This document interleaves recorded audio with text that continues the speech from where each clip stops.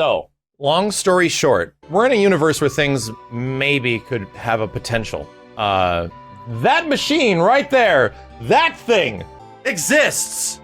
It's going to exist. It's coming out in November. We made a video and we talked about it, why that machine existing is a big deal. And it means something. It means Capcom and Marvel, simply put, it means Capcom and Marvel don't hate each other's guts and will never speak to each other ever again. And that's a big deal. What happened with MVCI should have caused that kind of calamity between those two companies. But it didn't. They are making a Marvel Superheroes / Children of the Atom / Punisher cabinet. The Punisher. Like, No, y'all never played The Punisher by Capcom. It's like Final Fight, but even more violent. Like, how is The Punisher on there? How was Marvel Games cool with The Punisher being releasing? Huh. That's pretty damn awesome that they would be okay with that. I mean, I'm not even talking about the fighting games. The fighting games are really, really important too. All I'm saying is, there's other shit that's happening too. Alien vs. Predator is being released on the funkiest looking console arcade stick I have ever seen at some point that we haven't heard anything about. Alien vs. Predator. Something that belonged to Fox originally, now belongs to Disney / Marvel. And suddenly that became cool. Interesting. And just the other day, there was something else that was pretty interesting that happened. Something that was sort of confirming a rumor that I had heard for about 2 years now. I had heard a long time ago that Marvel Infinite was going to have 60 plus characters. And that, while being good news, was also rough news because it just sort of confirmed their kind of greed that they had with that game of holding characters back and saving them down the line. I had heard this back in 2017, sometime after the game had launched. And this rumor has ultimately become truth because recently a dev kit of the game was sort of shown, and there was 61 total character slots in Marvel Infinite. Now, this is sort of lining up with what I was hearing, much less a theory that I had. My theory at the end of 2017, when Dragon Ball FighterZ was coming out, and Dragon Ball FighterZ was obviously the better game of the two. It was whether what I feel gameplay-wise compares to the game, or what everyone else feels about Dragon Ball's gameplay, it doesn't matter. Dragon Ball FighterZ was absolutely going to be the more interesting, the more visually stimulating, and the more provocative game of the two because it was Dragon Ball and making everyone's dreams come true. And it was. Dragon Ball FighterZ ended up selling incredibly well, and then Marvel Infinite disappeared. And I actually predicted this. I didn't think this game should get updates. I didn't think that this game should receive any future support around that time frame. And that was still when there was like a patch and they were updating the Windows 10. Yes, there is a Windows 10 version of Marvel Infinite that works in crossplay with the Xbox version, if you didn't know that. But it was actually my hope that the game vanished. It was my hope that that shit was going to go away because this game stands no chance against Dragon Ball FighterZ. From a marketing standpoint, from a fan viewership standpoint, it just didn't.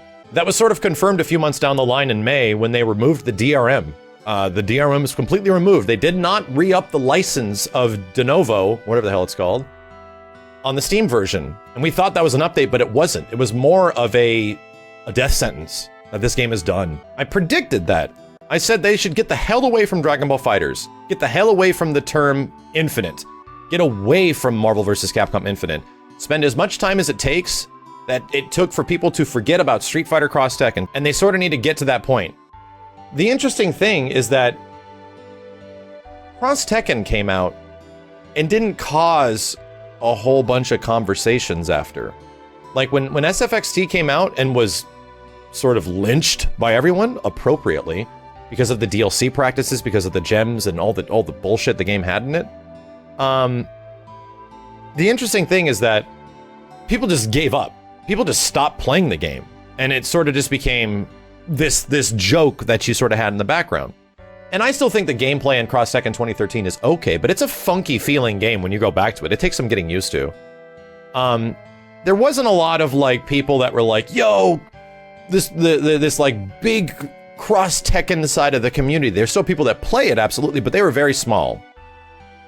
There's a weird thing with Infinite that even after Infinite got its final update to the first year anniversary, close to being the second year anniversary, and even the situation right now where people still talk about MVCI in hindsight, and I'm not specifically talking about fighting game forums, I'm talking about just general forums between like GameFAQs. I try to keep up on this shit between Reset Era, you know, all these places that talk about games. Marvel Infinite was such a dropped ball that people still talk about this shit to this day of how much of a drop ball it was. People still are interested. People didn't get over it. People always wanted it to get good. People did not hate the game because it was Marvel vs. Capcom or Capcom. People hated the game because it pissed them off. It wasn't what they were expecting. It wasn't the quality they were expecting. Those people that hated MVCI could have been fans, but they weren't because it wasn't what people wanted. Come around to 2019 now, and now there's a bunch of threads on this shit, and everyone's talking about it. And there's rumors once again of another EVO and another Marvel vs. Capcom update of some kind. Another version of the game, and everyone's throwing around Marvel vs. Capcom 4. And of course, this is my dream conversation for EVO 2019. So, in the very limited chance, the 1 in 14,605,000 that a Marvel vs. Capcom 4 is announced in any way, here is my, how many steps was it? Here is my seven things that could make Marvel 4 exactly what everyone wants to get everyone back on their side. No, you don't update Infinite. Updates don't save Infinite. Get away from that shit. Please get away from that shit. Number one most important thing. No one knows about it. So a trailer is released. The trailer would feature Ryu and Wolverine shaking hands in some way. That specific gesture. That or Cyclops for X-Men vs. Street Fighter nostalgia. Just something really, really small. Ryu walking into the camera, emerging from a silhouette, or Wolverine walking into camera, emerging from a silhouette, and they just shake fucking hands. And it's like a... That or Cyclops. Just to get people... What does that do? Oh shit, the X-Men are back. Oh shit, there's another Marvel. Oh shit, like that causes a lot of conversation. So, that's number one. Number two, with that teaser trailer, they announced something else similar to what they did back in 2016 with Marvel vs. Capcom Infinite. They announced the re-release of a classic favorited Marvel vs. Capcom game. And in 2016, it was Ultimate Marvel 3 for PC, Xbox, and PS4, which was a great call. But now, because it's about the celebration of the X-Men returning, you bring back Marvel 2. So Marvel 2 would get re-released on like everything, including the Switch and high-definition graphics. And you release it a better version of what the 2009 re-release of Marvel 2 was, which is now its 10 year. And you have it online with GGPO. You just let everyone play Marvel 2 online with each other. Because, believe it or not, it has now been 10 years since Marvel 2 has been re-released. 10 years since one of the most beloved fighting games and best-selling fighting games of all time has been re-released. And guess what? There is no way you could actually buy it. If you wanted to go out and buy Marvel 2 right now, or if even for the past 5 years, you can't. It doesn't exist. You have to go buy a used copy for Dreamcast or some shit. And that blows my mind. One of the most celebrated and cherished fighting games of all time is Marvel vs. Capcom 2. And especially for casuals. Like, you talk to some casual folks, and many of them are like, oh, the best game ever, that's Marvel 2. And they use Venom and Marrow, and who fucking cares who they use? It doesn't matter who they use. They love that game. That game is beloved. Beloved. And it would sell like hotcakes. So all things considered, if you accompanied a teaser trailer from Marvel 4 with an actual announcement that Marvel vs. Capcom 2 is coming back, and it's going to be in 4K or some shit, and it's essentially the 2008 re-release with new menus, maybe some bangas to make some new artwork. Oh my god. Just to see something new, like some ruby hearts and like a boat with all the characters on the ship, going into the, oh my god damn, I'm getting excited. Can you imagine that? Even if they re-released Marvel 2 and they had like a brand new key art for the game of Ruby Heart at the helm of the boat and everyone behind her on the mast, like, oh Jesus, that would be badass. No, it wouldn't be Kinu Nishimura. It'd have to be Bangus because he did Marvel 2's art originally. Personally, I prefer it to be Bangus. Jesus, dude. And then that release, everyone would be flipping the fuck out. Like, that game costs $20, $30, $40. Doesn't matter. Like, it shouldn't cost $40. It should be probably 29 bucks. But if they re-released Marvel 2 in some way and actually made it be a really damn cool remaster, that's how you do it. I'm not saying that's what's happening. I'm not giving you hope. I'm saying if there was the 1 in 14,605,000 chance this shit is going to happen and it's going to be a success, that is how it's done. You re-release Marvel 2 and you put it on Switch, you put it on everything. Anyway, that was just my number 2. Number 1, teaser trailer with Ryu and Wolverine shaking hands. Number 2, re-release Marvel vs. Capcom 2, similar to the 2008 re-release, yada yada yada. Number 3. This is important. Going forward for the dream coming true. If a new Marvel game is announced, it needs 50 characters. 50. 50. 50 characters. At launch. No DLC. 50. And the reason for that, in my opinion, Vanilla Marvel 3 launched with 38. It launched with 8 more characters than Marvel Infinite did. No wonder nobody bought Infinite. Like, it was literally the worst version of vanilla UMVC 3 in terms of like, on like a strictly paper level. This has this has this. Everything was less on Marvel Infinite. So, MVC 3 launched with 38 characters. Ultimate Marvel 3 ended up getting 50 characters in total, right? I don't think you need to bring back every single character from UMVC 3. I don't think you can bring back every single... There's 12 brand new characters, I think, that were added to MVCI that weren't UMVC 3 characters. So, if we were to do some math, how many characters have been made in 3D for Marvel vs. Capcom games in total? How many characters? Well, Ultimate Marvel 3 had 50, and then Marvel Infinite had an extra 12, so there is 62, I believe? Unless Ultimate Marvel 3 had 48, but around that, let's just say there's been 60 total characters that exist with movesets, with supers, you know, with an overall gameplay system that's sort of built into them. 60 characters. I'm not even saying you need to bring in all 60. I'm saying get 40 of the most favorited characters from MVCI and UMVC 3. Pick 40 characters. Get them.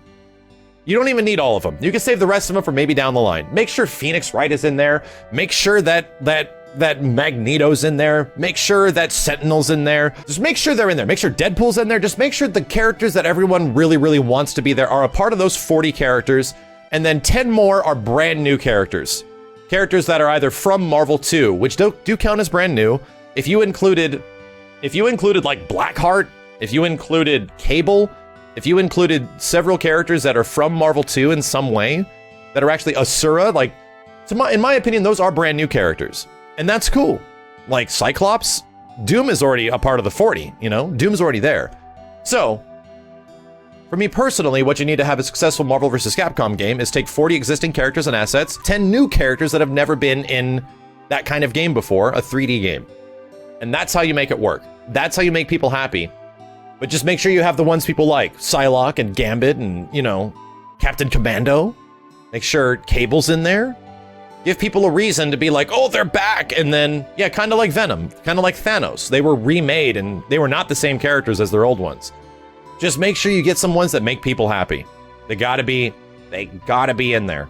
And then you can build upon that. Then if you want to add DLC down the line, just go to it. Because by the time the DLC is done, you're potentially looking at a game that might have over 70 characters on the roster, which is badass. Like, you're going to be trumping Marvel 2, which is what needs to be done. It needs to be a celebration of all these characters, of all these comics, of all this history. So, you kind of need 50 characters to start.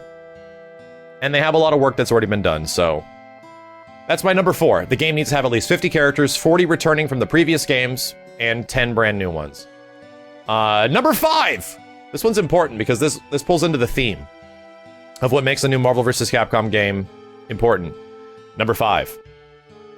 It needs to be a celebration, just like how Smash Ultimate is. Smash Ultimate taught people a lot of lessons, like not just that content is important, not just that characters are important. The theme of Smash Ultimate is extremely irrelevant right now because Smash loves its characters. It loves the history of them. It loves showing that shit off. Pretty much what the opposite of MVCI was. And if there was classic stages, imagine if there was Marvel 1 stages, imagine if there was Marvel 2 stages redone, the clown stage but giant, and there's people running around, and there's like a carnival in the background. Imagine if they had music from the previous games that you can use, a la Tekken, where Tekken allows you to take a bunch of music from classic Tekken. Do that shit, make that shit DLC. People will buy the fuck out of that. It needs to be an absolute celebration of the Versus series going all the way back to Children of the Atom. It needs to love the shit out of it. And that is super important. Super important. It just needs to feel that way. Like, please, if you want to make people happy, people are going to eat that shit up. And some of that stuff could be DLC. You could add a jukebox mode for a new Marvel vs. Capcom, and even classic stage DLC, and people will be fucking happy. People would be willing to spend the money on that, similar to the way that people are willing to spend the money on shit in Street Fighter V. So, you want to make people happy? Show your fans that you love the shit out of this stuff. Show them. Like, that is another really important one. Number 6. We're getting towards the end. Visually, make a Marvel vs. Capcom game look as good as Marvel 3 does in terms of an aesthetic, but to me, you take away the harsh black shadows that every character has, the really dark inking that every character has, take that away. And instead, go crazy on a lighting engine. Go comic book style, like cross-hatching and all that crazy shit. Dragon Ball FighterZ has a similar effect on many things, but it doesn't need to look like Dragon Ball FighterZ. It should look like a American-made comic book. And that's what the goal of Marvel 3 was. But Marvel 3 was made with a much older graphics engine on a completely previous generation of hardware. Please visually make it look like Marvel 3, but like it's actually on the next generation. Like, because Marvel 3 style is great, but its harsh shadows are kind of something that some people don't like, and I get that. I think Marvel 3 is the best looking Marvel vs. Capcom of all of them. But have it be a celebration of like a Jim Lee era, 90s X-Men look. Like, what was it, Andy Kubert, Jim Lee? Like, make it look comic booky and go crazy with the lighting. Have the lighting cast shadows and lights onto characters that look crazy dramatic and shit. Just actually do something with that. Actually spend time on making it look that way, simply because there's already so much to work with. Like, the assets of those games still look good. It's just that the art style in Marvel Infinite just looked bad. But if you light those characters differently and take away their freaky ass looking, very awkwardly humanly realistic anime faces, but make them look comic booky, I think that would look amazing. Yeah, well, Spider-Verse is the greatest example in the world. Like, holy shit. You want to talk about emulating something that would make it look amazing? Yeah, you were talking Spider-Verse. Jesus. My God, man. Wow, you want to talk about something that would immediately make money? You make the next Marvel vs. Capcom, if it exists, look like Spider-Verse. Just in terms of an aesthetic. That would make people very happy. I don't think they need to go super far into the manga look that Dragon Ball FighterZ has. I think that's that own thing. That's their own thing. Arc System Works does that. Don't do that. Make something different. Embellish the fact that it's like comic book page turning shit. Like that was a big part of Marvel 3. People don't realize that when you do a super in Marvel 3, I would love to do this to actually investigate the small shit that makes why Marvel vs. Capcom 3 and Marvel Infinite are so different. When you do a super in Marvel 3, you literally see a comic book page turn, and it gets ripped away like it's being torn off the pages. Like the battle of the characters that is ensuing is ripping the paper out of the book. That actually is in the game already. It just, you don't see it usually, but your brain does. And that's important. The cool page ripping effect that happens is something that can be taken to an even bigger degree as a next generation, current generation version of Marvel vs. Capcom. So visuals are important. Making characters look cool is really important. Making the screen full of crazy cosmic bullshit is important. And it definitely felt like, especially in Marvel Infinite, that they wanted to tone some of that stuff down to make it less crazy. I'm saying make it crazier. Go even crazier. Make it 3v3. Put assist in, put active tag in there, in my personal opinion. 3v3, active tag, or assists. As the player, you'd have to choose between the two. And as a developer, they would make a draw between the two. There'd have to be a really good reason to use active tag over classic 3v3 with assists. But you could have 3v3 with active tag or assists. How would that work, you ask? It's up to them to sort of balance them out. Like, would this one do a little bit less damage, but you have active tag? Would this one do more damage if you had assists? Like, they would have to figure that out. Make the game the best of both worlds, because they know that people love the shit out of active tag and MVCI. That was really fun. But they also know that people miss the 3v3 assist format Marvel vs. Capcom. So why would you get rid of that? Does Capcom not have a history of throwing in a ton of different gameplay styles within their previous games? Fucking course they do! Most of their best games are them throwing in crazy-ass gameplay styles and letting the player choose. Is Marvel vs. Capcom not a crazy enough series to throw in ridiculous, insane mechanics and have the players figure out what is truly good and game-breaking? Seems like it's a perfect fit. So, that's what I would do for Marvel vs. Capcom. Oh yeah! There's one more step. The final thing they do. Make all the fucking money. All the money. Get all the money, and then like all this money. People like Marvel vs. Capcom. People like fighting games. We can make more. Maybe we'll make more characters. Look at all this more money we're getting. Wow, money! We're a company, we like money. Marvel, you like money too. We got all this money now because we made people happy. Oh God, we should do more of this. Yes. Yes, you should.